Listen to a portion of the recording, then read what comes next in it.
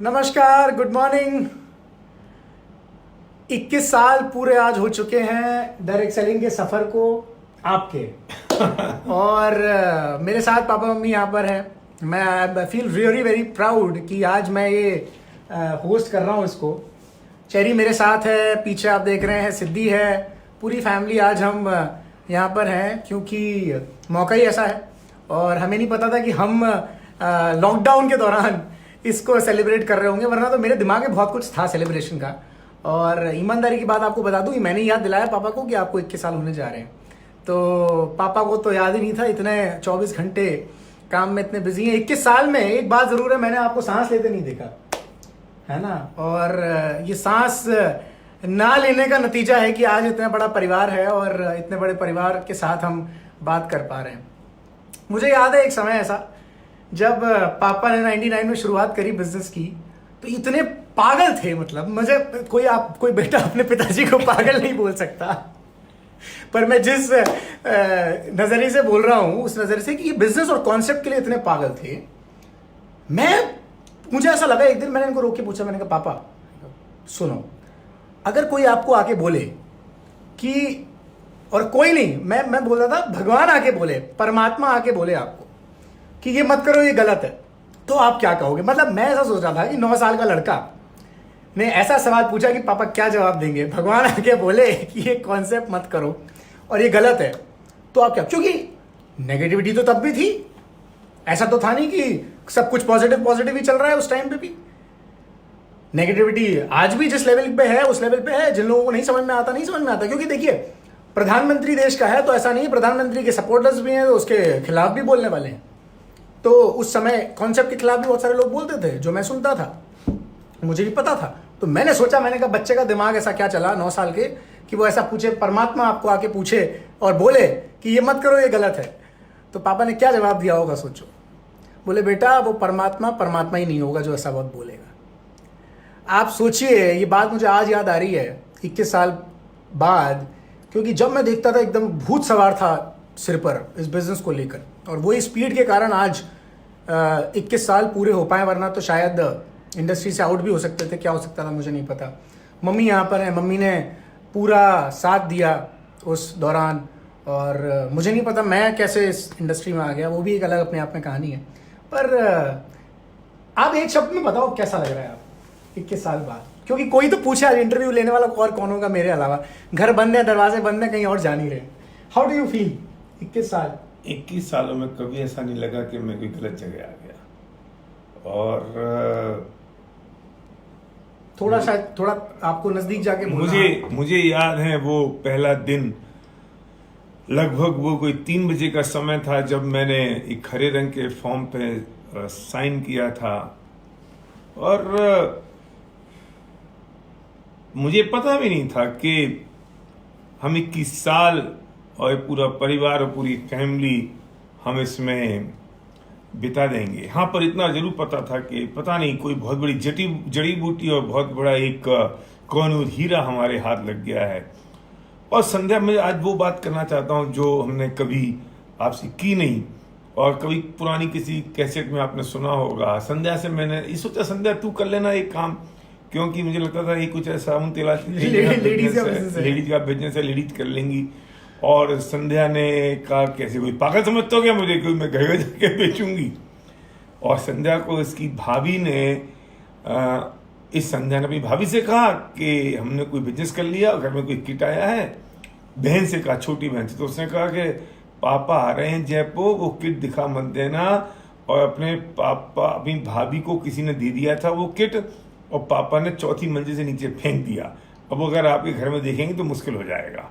और संध्या ने मेरे से कहा, मैंने कहा उनको आने दो, मैं उनको ज्वाइन करा के ही भेजूंगा। और संध्या ने तो कहा कि, मैंने कहा तो अब करते हैं बिजनेस, अपन साथ में करते हैं। संध्या बोली नहीं, गर्मियों की छुट्टी है, मैं तो बच्चों को लेके जाऊंगी बेंगलोर। और संध्या बेंगलोर चली गई। जब हम लौट के आई संध्या, तो हम सिल्वर हो चुके थे वहाँ।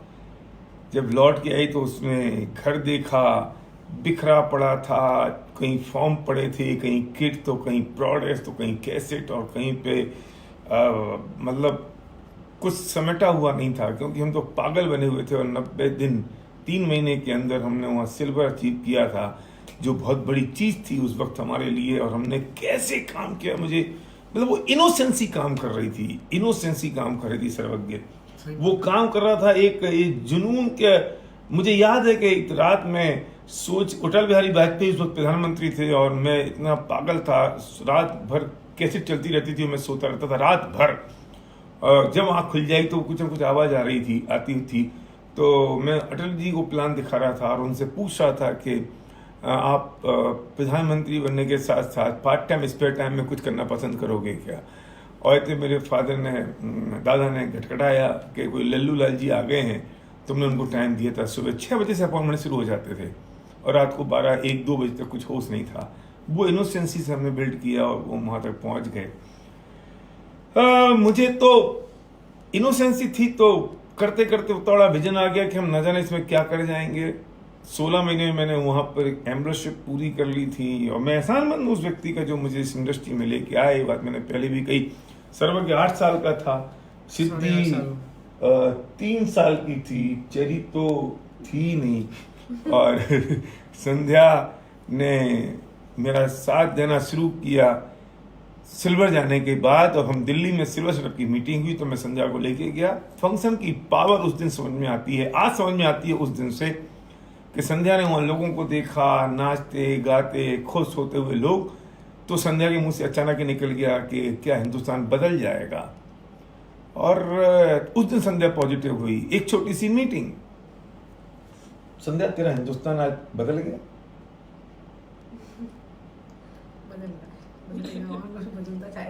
और बदलता रहेगा और बदलता जाएगा।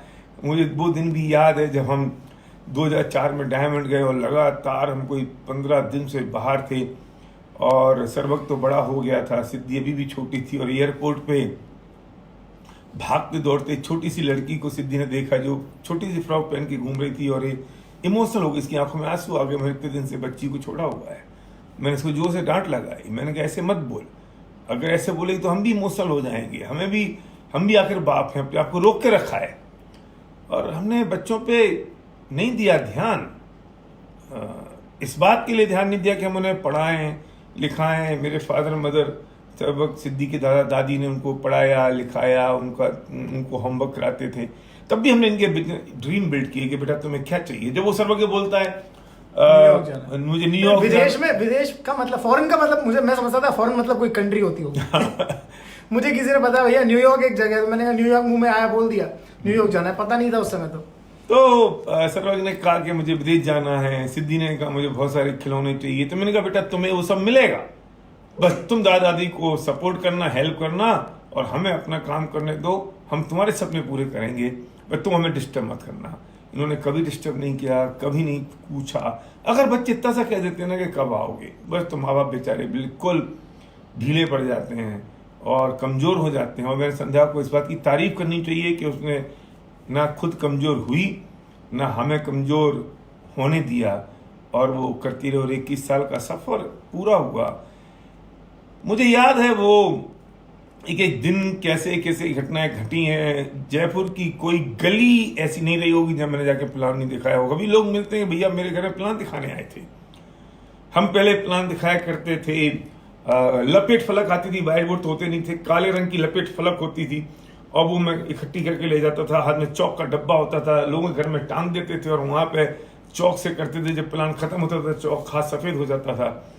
फिर मैंने कहा यार ये तो बहुत नहीं चलेगा, तो हमने कैलेंडर के पीछे हम प्लान दिखाने लगे। फिर हम व्हाइट शीट लेके आए, उससे प्लान दिखाया। व्हाइट बोर्ड तो उसके बाद आए और जब फिर व्हाइट बोर्ड शुरू हुए हम टांग के ले जाते थे व्हाइट बोर्ड। मेरे पास मारुति 800 थी, उसमें हम सिलेंडर रख के ले जाते। मुझे याद है मैं अशोक नगर गया था यहाँ से और अंदर 2 सिलेंडर थे, पीछे एक सिलेंडर था और कम से कम 12-13 दिन का ट्रिप था। और लौटते लौटते वो गाड़ी मेरी फिरोजाबाद में जल गई और मेरा अगले दिन मेरा भोपाल में सेमिनार था और मैं गाड़ी को वहीं छोड़ के सड़क पे अगले दिन मैं सेमिनार करने चला गया, क्योंकि मुझे पता था कि नई गाड़ी इन मीटिंग और फंक्शन से आएगी, इन सेमिनार से आएगी, यहाँ रुके रहने से नहीं आएगी। जब वो गाड़ी जल रही थी बीच सड़क पे रेलवे स्टेशन के सामने फिरोजाबाद में, तो मैं खड़ा खड़ा उसे देख रहा था। लोग पूछ रहे थे यार ये किसकी गाड़ी है। तो एक दूसरे ने मैंने सुना यार उस आदमी की जो लंबा सा गोरा सा खड़ा है, तो बोले उसके चेहरे पर सख्त फर्क नहीं दिखाई दे रहा। तो उसे मेरे से पूछा, मैंने कहा यार अब तो जल चुकी, अब रोने से क्या होगा, अब तो जो होगी तो नहीं आएगी, क्योंकि मुझे थोड़ी उम्मीद थी कि मैं कुछ भी कर सकता हूँ यहाँ से। मुझे याद है आपने फोन किया था और उस समय फोन बहुत मुश्किल होते थे, तो मोबाइल से लैंडलाइन में फोन आया था घर पे, और पापा बोलते मारुति चल गई। क्या मारुति चल गई? बोले हाँ अब नहीं आएगी। मैंने कहा यार ये बहुत अच्छा है। तो मैं जहाँ दुख हो रहा था वो दुखी होते होते मैं सुखी हो गया क्यों? ये सुन के कि अब नई गाड़ी आएगी। तो उसके बाद मुझे याद है फिर हमने नई गाड़ी परचेज की थी। तो ये सफर तो बहुत जबरदस्त, और मुझे अभी भी याद है कि वो मुझे दुख होता है उन लोगों पे जो अभी मना कर देते हैं, जिनको ऐसा लगता है डायरेक्ट सेलिंग काम की चीज नहीं है।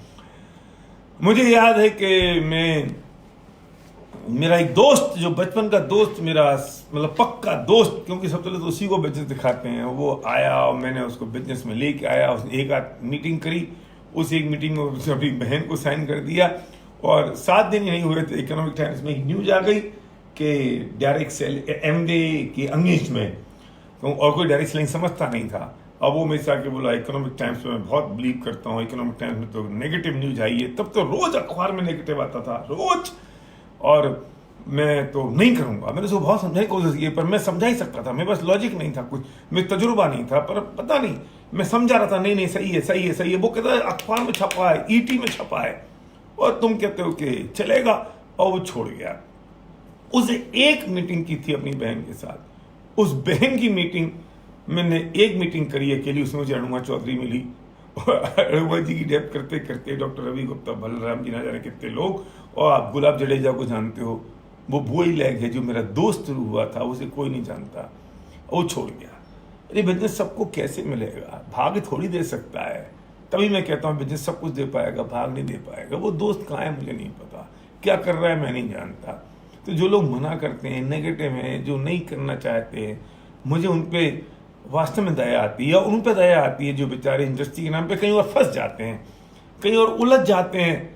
कोई फाइनेंशियल स्कीम में उलझ जाएगा, तो कोई छोटी मोटी कंपनी में उलझ जाएगा, बहुत छोटी सी बात के कारण जिंदगी के बड़े बड़े निर्णय कर लेते हैं लोग, छोटी सी बात के कारण। हाँ, मैंने बदलाव किया, मैंने 12 साल एमबीए किया, फिर मैंने बदला। क्यों? क्योंकि वो मेरे फंडामेंटल प्रिंसिपल को अब मैच नहीं कर रहा था। पर मैं एहसानमंद हूँ, मैंने किसी कंपनी की कभी बुराई नहीं की, लोगों की नहीं की, मेरी अपलाइन की नहीं की। मैं सबके लिए बहुत मेरा रिगार्ड है। ठीक है, वो उनका प्रिंसिपल है, वो उनका सिद्धांत है, ये मेरा है, अब मैच नहीं कर रहा है, तो इसका मतलब ये जरूरी थोड़ी है कि हम जीवन भर साथ निभाएंगे। और फिर जो 2012 से 2015 स्टार्टिंग तक का जो सफर रहा, वो भी बहुत जबरदस्त, बहुत एक्साइटिंग रहा। वास्तव में एक्साइटिंग तो हम आज कह रहे हैं, वो तब का पता चलता है जब वो सफर होता है और तकलीफ होती है। मैं उन लोगों को सोच के और देख के जो बेचारे उलझ जाते हैं इस इंडस्ट्री के नाम पे कहीं और। मैं एक बात और कहना चाहता हूं जो बहुत इंपॉर्टेंट पॉइंट है, कि जब हमने शुरू किया था तो एक ही वजह से की थी कि मैं रॉयल्टी इनकम के लिए बिजनेस में हम आएंगे, एक रेजिडुअल इनकम हमारे पास होगी। और ऐसे कई मौके आए जब हमने उसको भोगा, और आज जब लॉकडाउन का पीरियड है, आज भी हम उसको भोग रहे हैं, देख रहे हैं, उसका आनंद ले रहे हैं, आज भी जब लॉकडाउन चल रहा है। और मुझे उससे ज़्यादा बड़ा गर्व इस बात की का है कि आज मेरा पूरा परिवार साथ है। ये संस्कार उनमें गए।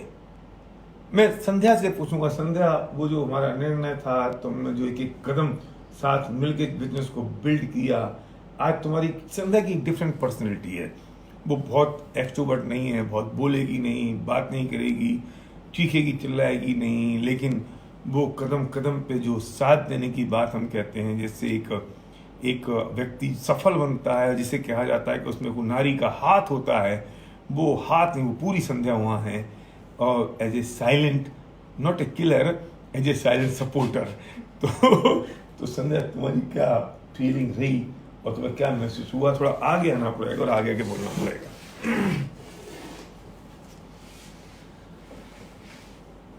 देखिए, थोड़ा तेज। कहाँ से शुरू करूँ समझ में नहीं आ रहा है। बहुत सारी बातें हैं, और किस साल का सफ़र,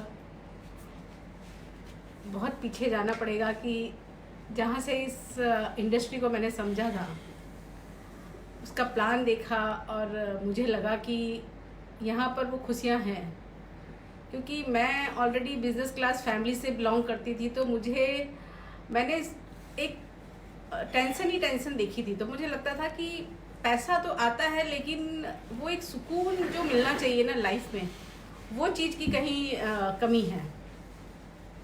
मैं खुद कुछ करना चाहती थी, मुझे ऐसा था कि मेरे को कुछ करना चाहिए लाइफ में, ऐसा नहीं कि बस सिर्फ आप मैं उस समय ये तो ऐसा तो नहीं कह सकती थी कि उस समय हम लोगों को ये फ्रीडम थी कि हमारी उस उम्र में कि हम जॉब करने जाएं या कुछ अपना खुद का कुछ करें, लेकिन फिर भी एक तमन्ना ऐसी थी कि कुछ करना चाहिए बस। अब ये नहीं समझ में आता था कि क्या करें, क्योंकि एजुकेशन इस तरह की थी कि भाई माँ बाप ने ये सिखाया था कि आप अपने फैमिली में जाओगे, वहाँ आपको संभालना है सब कुछ, लेकिन अंदर ऐसे वुमन कुछ ऐसा था कि बस कुछ करना चाहिए, क्या करें वो समझ में नहीं आता था। तो जब जैसा इन्होंने बताया कि ये बिजनेस जब आया और कि रात भर मेरे घर मतलब कमरे में पड़ा रहा, तो इन्होंने मुझे बोला कि इसमें कुछ प्रोडक्ट्स हैं, तू देख सकती है और तू कुछ करना चाहती थी तो तू ये कुछ कर सकती है। तो ये तो समझ में नहीं आया कि इसमें कुछ मतलब प्लान है या क्या है, बिजनेस पता नहीं, लेकिन ये लगा कि बस ये किसी को सेल करना होगा, किसी को बताना होगा। तो मैंने कहा क्या मैं इस तरह का कोई कुछ नहीं करना चाहती हूँ कि घर घर जाके ये सब मैं सेल करूँ या कुछ ऐसा, क्योंकि उस समय ये सब चीजें 30 साल पहले ये सब चीजें ऐसी नहीं थी। नहीं मतलब 21 साल तो बिजनेस में आए हुए लेकिन शादी को मेरे 30 साल हो गए और मैं मतलब समझ में नहीं आता था कि ये क्या है मतलब। लेकिन फिर जैसे मैं इसकी मीटिंग में गई इंडस्ट्री में और मैंने सब कुछ देखा सुना, तो मुझे लगा कि सच में यहाँ कुछ बहुत अच्छा तुम्हें है। क्या मिला है इन 21 सालों में? तुम्हें अपने पति पे गर्व है? तो फिर मैंने सब कुछ समझा, सीखा। मैं बताऊं कि मैंने बहुत कुछ इंडस्ट्री से सीखा, क्योंकि हम एजुकेशन लेकर हम लोग 22-23 साल की उम्र में हम ससुराल आ गए और उसके बाद अपनी लाइफ शुरू हो जाती है, तो आप अपनी फैमिली में बिजी हो जाते हो। और सर्वक भी उस समय आ चुका था और मैं बिजी थी इन सब लोगों में और सब फैमिली में सब में। लेकिन मेरे को ये था कि मुझे फैमिली को किसी तरह से डिस्टर्ब नहीं होने देना चाहिए, कि मेरा पूरा ध्यान बिजनेस पे चला जाए और यहाँ पर बच्चों को ये नहीं हो कि भाई उनकी एजुकेशन में स्टार्टिंग में जो हमें ध्यान देना पड़ता है, जब तक वो अपने आप नहीं संभाल पाते हैं अपने आप को, तब तक मुझे पूरा उनकी स्टडीज़ पे और उनका पूरा ध्यान रखना चाहिए। तो वो सब चीज़ें करते हुए मैंने बैलेंस बना के दोनों का, और फिर मैंने बिजनेस में मैं एंटर की। और मुझे नो डाउट कि मुझे वो कंसेप्ट समझ में आ गया था कि ऐसे समय में भी हमारे पास पैसा आता रहेगा, जो आज सिचुएशन हो गई है। हमें पता था कि इनसिक्योरिटी सब जगह है और सिक्योर्ड इनकम मिलना बहुत मुश्किल था, बहुत मुश्किल है। आप हमेशा जिंदगी भर पैसों के पीछे भागते हो, आप कमाते हो, दिन भर आप काम करते हो, लेकिन फिर भी कहीं ना कहीं बैक ऑफ माइंड में ही रहता है कि कल कहीं कुछ हो गया और कुछ नहीं हाथ में हुआ तो क्या होगा। ये एक चीज बहुत बड़ी हम लोगों के दिमाग में चलती है। ये सब कुछ ऐसे ही आसानी से नहीं मिल गया। संध्या की कमिटमेंट इस लेवल पर रही कि अपने भाई की शादी में भी संध्या नहीं गई। ये 21 साल का सफर ऐसे ही नहीं था। लोग समझते हैं कि ऐसी सफलता मिल जाती है, ऐसा नहीं होता है। और संध्या के पेरेंट्स को बार बार लगता था, पिया नहीं जाती थी तो उनको बार बार लगता था तुम क्यों नहीं आती हो, क्यों नहीं आती हो, कैसे समझाएं क्यों नहीं आते हैं, बच्चे छोटे हैं। ये बेचारे सर्वसिद्धि जिद तो नहीं करते थे कि नाना नानी के जाना है, नहीं जाना है तो नहीं जाना है, नहीं गए। लेकिन जब उनको ये पता चला कि हमने इतना बड़ा काम कर लिया तो उनकी आंखों में आंसू थे। उनके हाथ में एक मैगजीन पहुंची जिसमें कवर पेज पे मेरा और संध्या का फोटो था। तो उन्होंने फ़ोन किया, संध्या के फादर ने, रोते रोते उन्होंने कहा कि हमें समझ में आ गया तुम हमारे यहाँ क्यों नहीं आते थे बेटा, अब तुम जो कर रहे हो बहुत अच्छा कर रहे हो। कोई माँ बाप नहीं चाहता है कि उनके बच्चे चाहता है कि उनके बच्चे ग्रो करें और कमिटमेंट ना रखें, कोई माँ बाप नहीं चाहता है। लेकिन उस समय पे उनको पता नहीं चलता, उनका राग बोलता। तो ये आसानी से नहीं मिलती है सफलता, उसके लिए प्राइस चुकानी पड़ती है। पति पे घर वाला सवाल का जवाब नहीं दिया। हाँ, आपको अपने पति पे घर है? उसमें शर्म आती है बोलने में। ये डिसीजन बहुत अच्छा रहा था, क्योंकि पहले भी इन्होंने 2-3 बिजनेस किए थे तो उसमें भी भाग दौड़ बहुत थी। लेकिन यहाँ जो उसका मतलब उसकी इस इंडस्ट्री में आने के वो नो डाउट बहुत ही अच्छे हैं। और आज बच्चे हम लोग पूरी फैमिली मिलके एंजॉय करते हैं, हर जगह जाते हैं, साथ में रहते हैं और तो उसकी प्राइस पे की तो आज उसकी वैल्यू भी मुझे आ रही है कि मुझे ये चीज़, नहीं तो मैं बहुत बड़ी चीज़ लाइफ में मिस कर जाती। तो सब पे गर्व है, मुझे बेटे पे भी गर्व है, अपने हस्बैंड पे भी गर्व है, और दोनों मिलके बहुत अच्छी तरीके से अब सब कुछ हम लोग कर रहे हैं। सब बहुत अच्छा लग रहा है। Thank you. मुझे जिस वक्त मेरे पास डायरेक्ट सेलिंग में एमबे बिजनेस आया ऑब्वियसली 99 में, तो मेरी अमिताभ बच्चन कॉर्पोरेशन लिमिटेड और रामानंद सागर के साथ पार्टनरशिप थी। आप सोचो उस वक्त करोड़ रुपए का इन्वेस्टमेंट था, वो सब मैंने जिसे हम आजकल ये कहते हैं कि हमने कैपिटल लोगों से ली, जिसे हम कहते हैं प्राइवेट इक्विटी ली, पी ली, तो हमने लोगों से पैसे लिए, उनको फाइनेंशियल पार्टनर बनाया और हम उस वक्त वो बिजनेस बिल्ड कर रहे थे। और उसमें हमें दिव्यात्रा एक प्रोजेक्ट को हम शुरू कर रहे थे और किया था, और उस वक्त ABCL डूब गया और तभी बिजनेस हमारे हाथ में। तो आप सोचो माइंडसेट कहाँ, तो वो उतना बड़ा एक प्रोजेक्ट, दूसरी तरफ एक डब्बा, नया कंसेप्ट, उसमें सिर्फ लीपने पोतने के कुछ सामान और लोगों को मेंबर बनाना। तो आप सोचो कि कैसे कोई आदमी अपने माइंडसेट को चेंज कर सकता है। तभी लोगों ने बहुत मजाक उड़ाई हमारी, लेकिन समय की बात है, वक्त की बात है, और आज ये बिजनेस सेकंड जनरेशन में चला गया। हो सकता है आपको 20 साल लग गए इस बिजनेस में, आपको भी हो गए होंगे, बहुत सारे लोग जो देख रहे हैं लाइव उनको 20 साल हो गए होंगे, पर मेरा एक ही क्वेश्चन है कि आपकी सेकंड जनरेशन बिजनेस में है? अगर नहीं है तो इसमें एक मिस्टेक है कि आप जो कर रहे हैं उस पर आपको फेथ नहीं है, बिलीव नहीं है, आपको मोहब्बत नहीं है, और आपको विजन खुद को नहीं है जो आप कर रहे हैं कि अपने बच्चों को, अपनी फैमिली को लेकर आए। आप भी कह सकते हैं मेरे बच्चों को इंटरेस्ट नहीं है। क्यों नहीं है?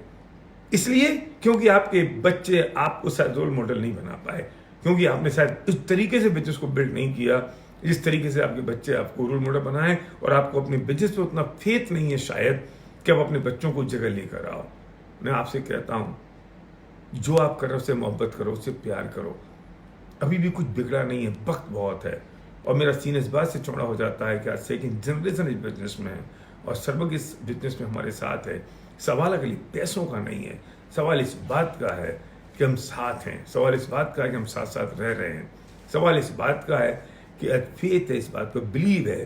तो मैं सर्वज्ञ को सौंपता हूँ कि उसकी क्या फीलिंग है, वो क्या महसूस करता है। उससे पहले मेरा आप दोनों से सवाल ये है कि 99 में जब आपने बिजनेस शुरू किया तो क्या आपको भरोसा था कि आपका प्यारा सा, सुंदर सा, हैंडसम सा, स्मार्ट सा, इंटेलिजेंट बच्चा आपके साथ बिजनेस में आ जाएगा? मैं पहले दिन से था। मेरी कोई तारीफ नहीं कर रहा, मैंने कहा मैं ही करूंगा मेरी तारीफ। वो पहले दिन से था। अच्छा। क्यों था कि अगर नहीं होता ना तो मैं उतने जुनून और पैशन के साथ नहीं कर पाता।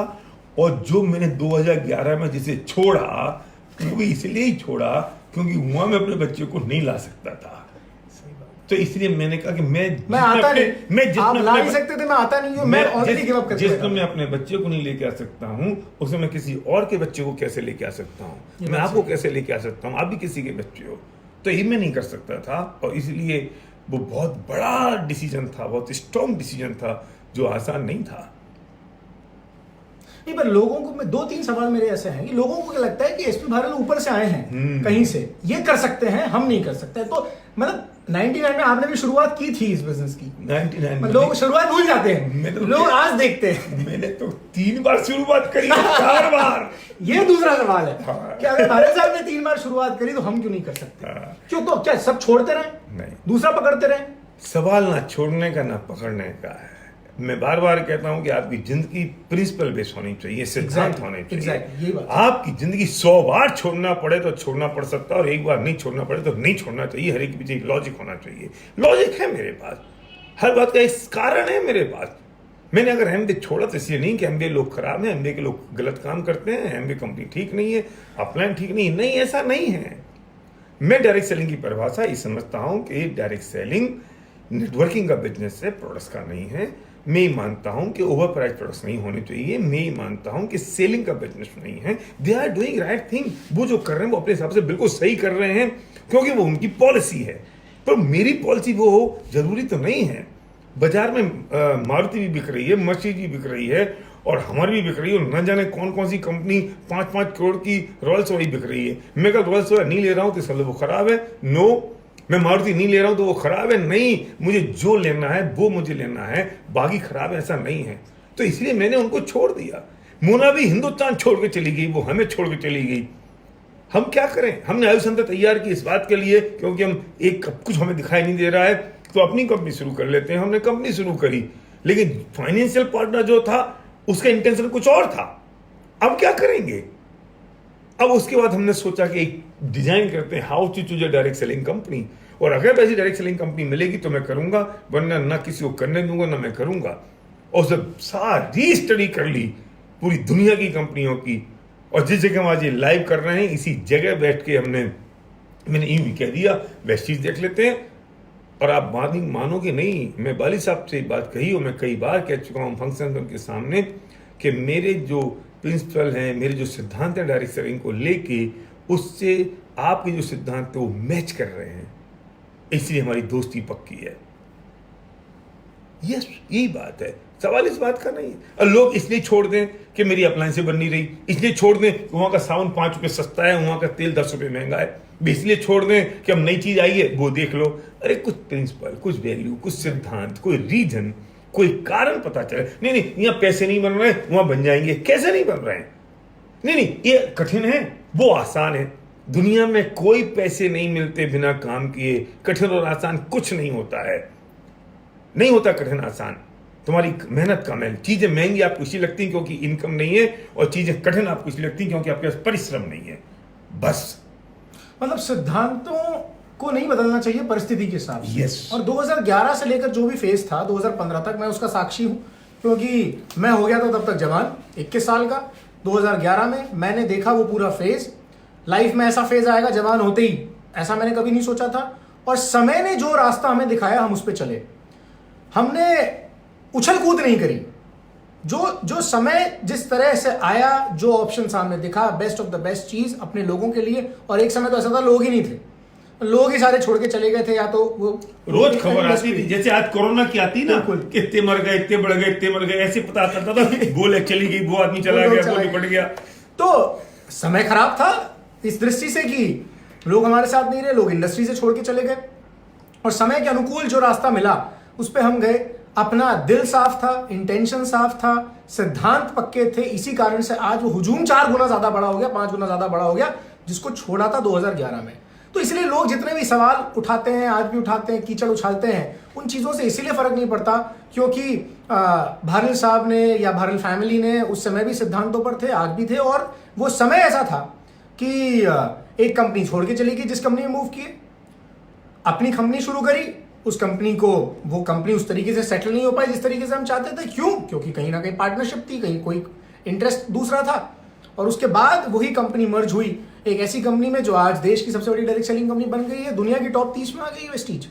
तो इसीलिए आज पिछले 5 साल से सक्सेसफुली वेस्टीज के साथ है। पर कोई लोग जो उछल कूद कर रहे हैं वो मेरे ख्याल से बिना सिद्धांतों के, बिना किसी लॉजिक के, और बिना अपने आप को अपलाइन और सिस्टम को सबमिट किए, ये कह के कोई ना कोई कारण देकर अपने आप को समझाकर, है ना, तो कोई ना कोई, मैंने आज ये सवाल इसीलिए पूछा कि कोई ये उदाहरण ना दे कि भारल साहब ने भी तो बदला। भारल साहब ने बदला नहीं, भारल साहब ने बदला तो सिद्धांतों के आधार पर बदला, और आगे नहीं बदलेंगे।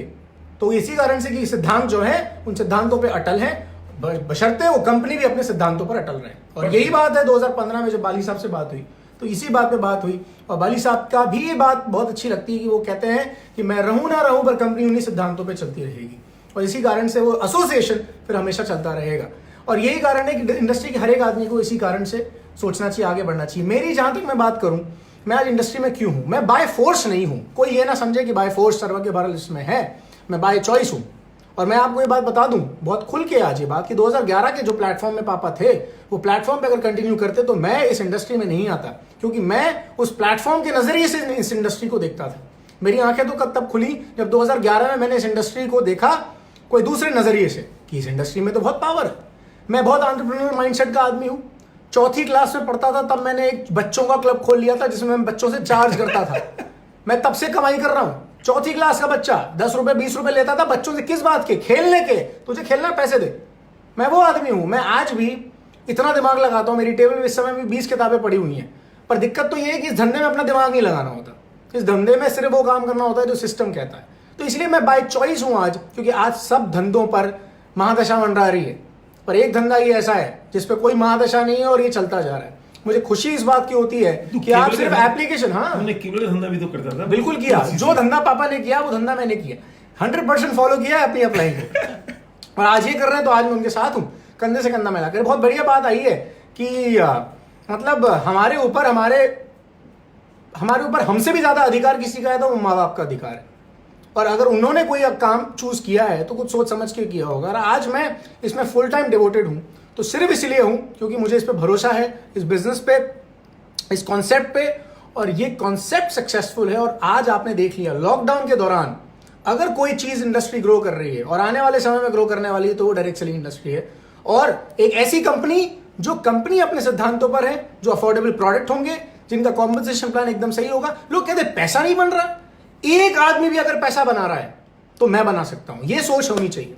एक आदमी भी अगर इस समय कोई अगर 5 लाख बना रहा है, 10 लाख बना रहा है, 20 लाख बना रहा है, 50 लाख बना रहा है, 1 करोड़ रुपए बना रहा है महीने के, अगर वो एक आदमी बना रहा है तो एक आदमी और बना सकता है। ये प्लान में ताकत होनी चाहिए। और 16 साल से कंसिस्टेंटली अगर कोई कंपनी ने ये दिखाया है करके तो वो कंपनी बेस्ट चॉइस हो सकती है इस समय, इस मार्केट में। और सिद्धि तब 3 साल की थी, आज कितने की मैं बताऊंगा नहीं। और सिद्धि तेरे को क्या फीलिंग है? तूने तो वो पल जिया है जब तुझे छोड़ के जाते थे। तुझे हम परिवार के साथ बैठे, इसलिए मैं आपसे कहना चाहता हूँ कि आप कोई भी गुंडा, बदमाश, मवाली, फाइनेंशियल स्कीम वाले, गलत काम करने वाले, आतंकवादी परिवार के साथ बिजनेस नहीं करते। अगर कोई परिवार के साथ बिजनेस बिल्ड कर रहा है तो समझ लेना यही अपने में ऑथेंटिक बात है। किसी को 21 साल हो गए अगर बिजनेस में तो अपने आप में एक पैमानिक बात है कि हम सही काम कर रहे हैं। तो ये सिद्धि। हाँ, मैं बहुत छोटी थी उस टाइम जब पापा मम्मी ने बिजनेस स्टार्ट किया। एंड उस टाइम तो एक्चुअली कुछ फील नहीं कर सकती थी, उस टाइम कुछ नहीं है। बट एक मेमोरी है मेरे पास। मैं शायद 10-11 साल की होंगी और हम लोग किसी कैफे में बैठे थे, रात का टाइम था। और पता नहीं क्यों भैया मेरे दिमाग में आया कि हमको प्लान समझना था उस टाइम। और उस टाइम हम पापा ने, मतलब उससे भी पहले पापा समझा चुके होंगे पर कभी समझ नहीं आया था मेरे को तो पर्सनली। और उस दिन भी पापा बैठ के हमें प्लान समझा रहे थे कि ये ऐसे होता है, वैसे होता है। मतलब स्टार्टिंग से ही वो ही सब वैल्यूज चलती आ रही थी, वो ही सब चलते आ रहा था जो इन्वॉल्वमेंट। हाँ, जो डेफिनेटली हम लोगों को साथ में कनेक्टिविटी, और हम लोग मतलब चारों बैठते भी थे तो सिर्फ वही बातें होती थी, बिजनेस की बातें होती थी, हम दोनों की पढ़ाई के बारे में पूछना, वो सब। बट बिजनेस तो डेफिनेटली कहीं ना कहीं हर जगह से घूम फिर के आ ही जाता था।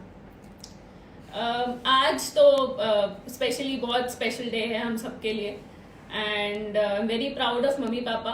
एंड डेफिनेटली उनने बहुत बड़ा काम किया, बहुत हम लोगों को बहुत खुश रखा है। कोई बात ही नहीं है कि कहीं पे भी उन्हें टाइम नहीं दिया या कुछ भी थी कि हम बहुत छोटे थे, बट उनका पूरा सपोर्ट हमारे साथ फिर भी उस टाइम था। ऐसा नहीं था कि उन्हें कभी भी पूछा नहीं या कुछ नहीं। मम्मी अगर इवन बहुत लेट नाइट आई और वो हैं अगर घर पे, तो ऐसा टाइम कभी नहीं हुआ कि हम लोग स्कूल गए तो मम्मी उठी नहीं है उस टाइम। भले 3 बजे आई, 4 बजे आई, बट अगर 6 बजे हम लोग को निकलना है स्कूल के लिए तो वो डेफिनेटली उठी है। और उसके बाद फिर हमको भेज के भले ही जो करना है। और पापा हमेशा सपोर्ट पूरा रहता था। अगर कुछ बोल दिया इम्पोर्टेंट है, आपको आना पड़ेगा, तो वो कुछ भी हो तो वो प्रेजेंट रहे हैं। मम्मी हर टाइम प्रेजेंट रही हैं, कोई भी मीटिंग हो स्कूल की या कहीं पे भी। ऐसा कभी भी फील नहीं हुआ कि अगर वो बिजनेस कर रहे हैं, बहुत बड़ा बिजनेस कर रहे हैं, तो बच्चों को अकेला छोड़ दिया। पूरा टाइम हमें भी दिया, सपोर्ट किया साथ में। That's it. I'm very proud of them. Thank you. तेरे को बिजनेस के बारे में कैसा लगता है? अब तो Business फैशन तो डिजाइनर बन गई है, बड़ी फैशन डिजाइनर हो गई है, तो अभी तेरे को क्या लगता है? बिजनेस तो डेफिनेटली बहुत अच्छा है, क्योंकि अभी मैं जो फील कर रही हूँ एट प्रेजेंट, अगर मैं सोच भी रही हूँ कि मेरे को खुद का कुछ ओपन करना है फैशन डिजाइनर का, तो भी मेरे दिमाग में क्वेश्चन मार्क आ रहा है कि करूँ या नहीं करूँ, कर भी सकती हूँ क्या अभी करने का कोई चांसेस नहीं कि चलेगा नहीं चलेगा। इवन फैशन शोज बहुत सारे पोस्टपोन हो चुके हैं, तो कितना क्या चलेगा इसके बाद कुछ आइडिया नहीं है। तो डेफिनेटली ये बिजनेस देख रही हूँ मैं कितना चल रहा है, भैया मम्मी पापा कितना काम कर रहे हैं, तीनों लगे हुए हैं, तो डेफिनेटली यही चलेगा। सिद्धि एक्चुअली अभी पढ़ाई चल रही है, पर बिजनेस में नॉलेज सब है, इन्वॉल्व पूरी तरह से, और हमें सबको बैकएंड से पूरा सपोर्ट करती है। चेरी हमारे बीच में है। चेरी तो अभी 3 साल पहले आई है, और इसे तो ये भी पता नहीं था कि हमें यही प्रोडक्ट्स यूज करने चाहिए, हम बाजार के कर सकते हैं। वहाँ से लेके चेरी का इन अभी तक का सफर, चेरी क्या लगता है तुझे, क्या महसूस होता है तुझे? मुझे जब मैं आई थी तब मैं क्लोजअप यूज करती थी टूथपेस्ट और मेरे को उस समय बोला गया था कि ये जो टूथपेस्ट है इसको फेंक दे, क्योंकि जो अश्योर का डेंट अश्योर है वो यूज करना शुरू कर, क्योंकि तू जो मर्सिडीज में आई है उसी से वो निकला है। तो I started knowing about the business, क्योंकि मैं भी बिजनेस फैमिली से हूँ जैसे मम्मी है, तो मैंने भी कभी ये डायरेक्ट सेलिंग और ये सब कभी सुना नहीं था, तो मुझे कुछ आइडिया नहीं था। बट जैसे ही मैंने सुनना शुरू किया, सीडी सुनी, बिजनेस के बारे में जाना, पापा सर्व के सब मीटिंग लेते थे तो मैं वो सुनती थी, तो मुझे तब आइडिया लगा कि ये एक्चुअली है क्या। और जो मेरा फर्स्ट फैमिली रियूनियन था, that was a breakthrough for me, क्योंकि मैंने कभी इतने लोगों का क्राउड नहीं देखा था। मेरे लिए एक अलग ही फीलिंग थी, क्योंकि मेरे लिए मेरे को लग रहा था सब मेरे साथ आ रहे, मेरे साथ फोटो खिंचाने के लिए, ऑटोग्राफ लेने के लिए। वो मेरे लिए पूरी अलग दुनिया थी, जो बोलते ना फिल्म स्टार्स की दुनिया होती है, मेरे को लगा मैं एंटर कर चुकी हूँ उसमें। तो it is all together a very different feeling. पैसा तो है ही, ऑब्वियस सी बात है, बट उसके अलावा जो नेम, फेम, इज्जत, रिस्पेक्ट लोगों के नजर में हमारी पूरी फैमिली के लिए, वो सबसे बड़ी बात है जो आपको किसी और बिजनेस में नहीं मिल सकता। तो चेरी, तुझे कैसा लगता है, तेरा हस्बैंड, तेरा पापा 24 घंटे घर पे ही रहते हैं, फुल टाइम रिटायर्ड हस्बैंड तुझे मिल गया? हमेशा बोलते ही रहते हैं, कभी जूम पे, कभी वेबिनार पे, कभी फेसबुक लाइव पे, गला फाड़ते ही रहते हैं हमेशा। इसके कारण ही हमारा लॉकडाउन के टाइम में भी we have increased volume, our volume. Yes. Exactly, so that is the power of this business. अगर ये आप लोग नहीं करते इतनी वेबिनार, जूम मीटिंग्स, तो शायद लोगों को लगता है कि अब ये भी बिजनेस खत्म हो गया है और इसमें भी कोई स्कोप नहीं है, हम घर पे बैठे रहे। उनको आइडियाज देना कि आप किस तरीके से अपना बिजनेस बिल्ड कर सकते हो इस लॉकडाउन में भी, कैसे तुझे इस दुनिया से कोई ऐसी दुनिया लगती है जो तुझे अट्रैक्ट करती हो? बिल्कुल नहीं। मतलब मैंने तो अपने घर वालों को भी बोल दिया था कि आप बिजनेस स्टार्ट कर दो साइड बाय पार्ट टाइम, क्योंकि nothing is better than this business. Right, perfect. एक बात मैं और कहना चाहता हूँ, इस 21 सालों में मैंने जो सिद्धि ने बात कही, मुझे उससे याद आया, मैंने पहले दिन से अपनी पूरी फैमिली को इन्वॉल्व करके रखा। ये समझ रहे हैं, नहीं समझ रहे हैं, कोई मीटिंग, जितनी मीटिंग में जा सकते थे स्कूल के दौरान, इनको मैं मीटिंग में लेके गया। राइट, सही बात है। सारे ये सेमिनार चीज, इसके बारे में तुम थोड़ा हाईलाइट करो, तुम्हें तब कैसा महसूस? मुझे याद है, मैं कई सेमिनार हाउसफुल होते थे, मैं पापा के बगल में नीचे सीढ़ी पे बैठ जाता था और मैंने सारे स्पीकर्स को सुनाया है। 99 से लेकर हर सेमिनार, हर मीटिंग में गया हूँ, ओपन मीटिंग्स में गया हूँ, सेमिनार में, फैमिली रियूनियन में जो हर साल होते थे, वहीं से सीखा है। वो संस्कार का बीज वहीं से पड़ा हुआ है।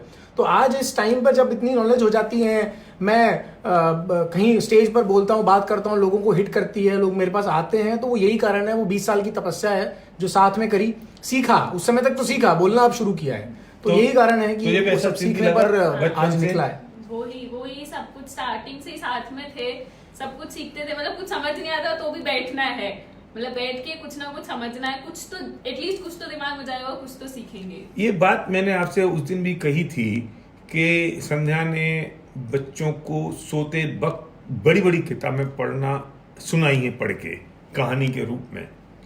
समझ में आ रहा है, नहीं आ रहा है, कोई बात नहीं। ये लोग हर मीटिंग जब, मुझे याद है कि 2011 में पहली बार मैं और सजीव नीचे बैठे हुए थे और सर्वज्ञ स्टेज पे बोलने गया, तो मैं ही भौचक्का रह गया कि इतनी मैच्योरिटी के साथ इतनी बड़ी बातें ये कैसे कर रहा है। और थोड़ी देर मुझे ही आंसर मिल गया कि यार ये तो कोई आज ही थोड़ी बोल रहा है, ये तो 15 साल से सीख रहा है, तब आज बोल पा रहा है। पहली स्पीच मुझे अभी भी सीन याद है, वो शायद अहमदाबाद का जगह थी, अहमदाबाद में तूने सबसे पहले बोला, तो मुझे लगा ये पहली बार ऐसा बोल रहा है। तो मैं इसलिए कहता हूँ आपके बच्चों से इन्वॉल्व करो। आज भी किसी को भी छूट नहीं है कि कोई भी फंक्शन में कोई नहीं हो, छूट नहीं है आज भी कि आपकी बिजनेस में इन्वॉल्वमेंट नहीं हो, कोई छूट नहीं है कि आप बुक ना पढ़ें, आपको इन्फॉर्मेशन ना हो, कतई छूट नहीं है उस बात की। तब तो वो चीज़ें जाके बड़ी बनती हैं। हम सोचते हैं बच्चा है छोड़ो, बच्चा है छोड़ो। मुझे याद है हमारा कोई हमने एक फंक्शन किया था अजमेर में, और सर्व के शायद तब 8 और 14 साल का था, और इसने एक वीडियो बना के मुझे दिया, वो हमने प्ले किया। तो मैंने पहली बार ही मैंने वो स्क्रीन पे देखा, और वो वीडियो तूने डिजाइन बना के दिया था, उसमें मोटिवेशनल वीडियो था। लास्ट में तूने कुछ ऐसा लिखा था, आर यू गोइंग होम और आर यू गोइंग टाइम। तो ये बात है। तो सर्वज्ञ, यस, बस इसी के साथ 21 तो बहुत शगुन का शगुन के हिसाब से 21 तो बहुत अच्छा नंबर है। अब 21 भी होंगे, 31 भी होंगे, 41 भी होंगे, 51 भी होंगे, और ये सिलसिला चलता ही जाएगा इस तरह से।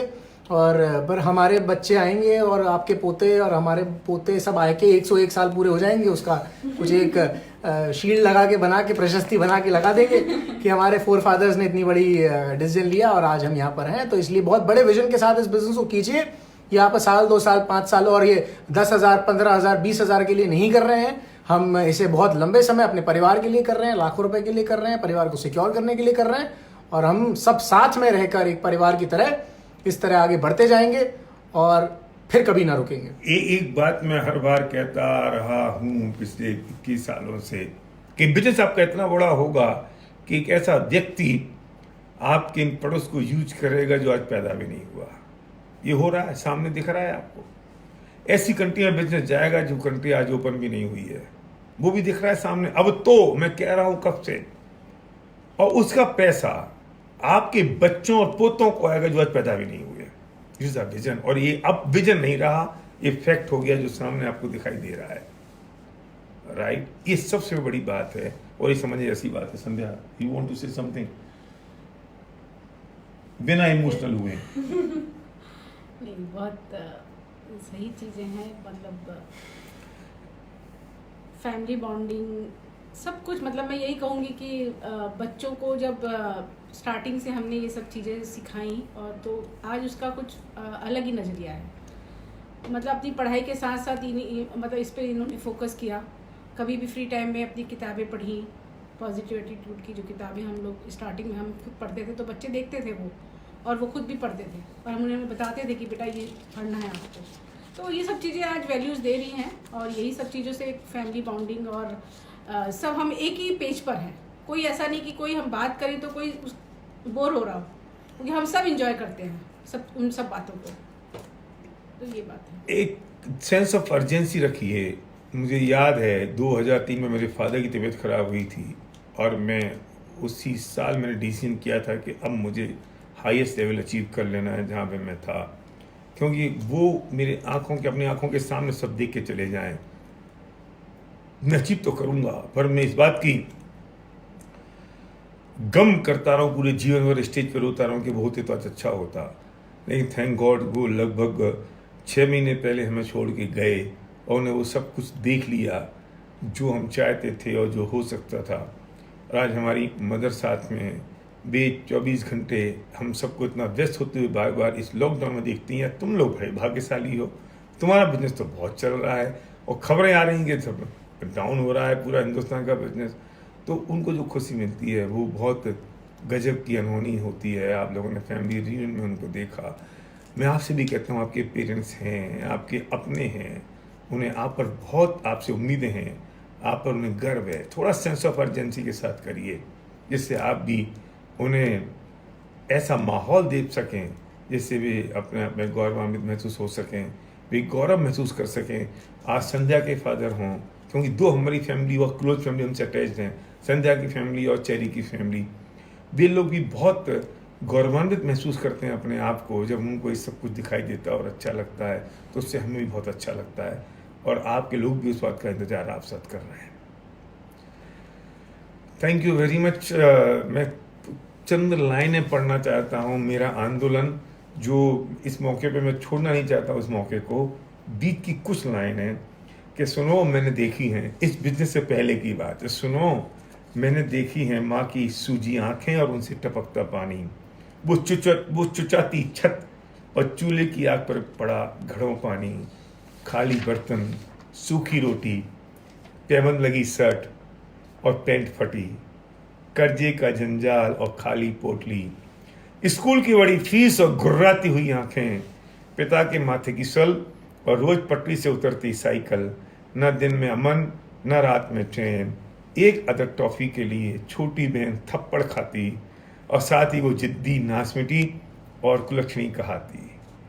और अब आओ मेरे साथ, आओ मेरे साथ, अब मैं दिखाता हूं तुम्हें माँ के आंचल से निकली दुआओं को, उनके चमचमाते हीरे के कंगन को, पिता के 56 इंच के तने सीने के साथ, मोहल्ले में घूमते हुए उनकी ठसक को, बहन की शर्माती निश्चल प्यारी सी मुस्कान को, बेटी की अपनी छोटी सी साइकिल को, उसके गुड्डे गुड़िए के संसार को, बेटे के उस काले चश्मे को, पत्नी की इठलाती इतराती चाल को और इन सबको देखती मेरी गर्वीली आंखों को बस मैं झूमता हूँ, गाता हूँ, नचता हूँ, गीत प्यार के गाता हूँ। आदमी हूँ, आदमी से प्यार करता हूँ। हाँ मैं दीवाना हूँ, मस्ताना हूँ, पागल हूँ। हाँ मैं पागल हूँ, हाँ मैं पागल हूँ, हाँ मैं पागल हूँ, दीवाना हूँ, मस्ताना हूँ।